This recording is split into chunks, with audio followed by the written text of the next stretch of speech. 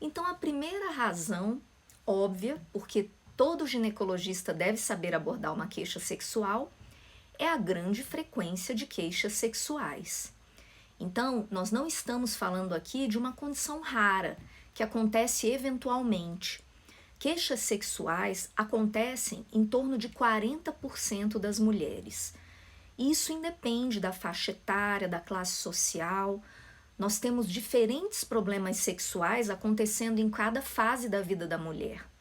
E, na verdade, é muito comum que em fases típicas da vida de uma mulher, do ciclo de uma mulher, como gravidez, puerpério, climatério, os problemas sexuais sejam ainda mais prevalentes. Então, aproximadamente 40% das mulheres têm queixas sexuais. Isso não significa que 40% delas tenham disfunções sexuais. Por isso, muitas dessas mulheres, apenas com orientação ou apenas com a informação, elas vão perceber que, na verdade, o que elas acham que é um problema sexual não é, ou não configura uma disfunção sexual. E muitas desses problemas, dessas queixas, podem ser resolvidos apenas com orientações. Muitas dessas queixas são crenças equivocadas, são expectativas irreais a respeito do funcionamento sexual. Então, por isso, apenas uma orientação já seria suficiente para essas mulheres. Então, uma das razões porque todos os ginecologistas devem saber abordar queixas sexuais é a alta prevalência de queixas sexuais.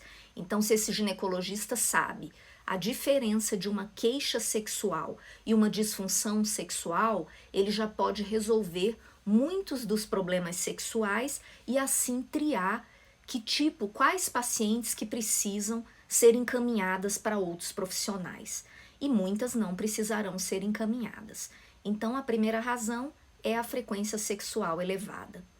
Uma segunda razão que faz com que os ginecologistas precisem saber abordar queixas sexuais é que as queixas sexuais ocorrem em todas as áreas da ginecologia. Então, é difícil que uma pessoa escolha uma especialização que ela não tenha que se deparar com problemas sexuais. Isso porque, se pensarmos nas áreas da ginecologia ou da obstetrícia, como, por exemplo, uma ginecologia infanto-puberal, então muitas mulheres, muitas ginecologistas ou ginecologistas podem receber pacientes, mães, com dúvidas a respeito de comportamentos dos seus filhos em relação ao autoerotismo, a se tocar, e isso gera muitas dúvidas nos pais. Também esses mesmos profissionais podem receber adolescentes que estão iniciando sua vida sexual e que às vezes têm dúvidas a respeito dos métodos contraceptivos impactarem a vida sexual. Isso é uma queixa muito comum. Se um ginecologista tem na sua prática profissional a obstetrícia, é muito comum que mulheres tenham queixas nessa fase. Então, tanto na gestação, queixas diferentes de acordo com o trimestre, e depois do pós-parto também, pela prolactina, muitas vezes por conflitos conjugais que acontecem na gravidez, depressão pós-parto. Uma série de razões podem fazer mulheres terem problemas sexuais nessa fase. Ressecamento vaginal, baixa de libido, dor na relação, até as consequências do tipo de parto, que pode também levar à dor, às vezes uma maior tensão na musculatura. Então, uma série de alterações, de impactos que a gravidez e o puerpério podem causar.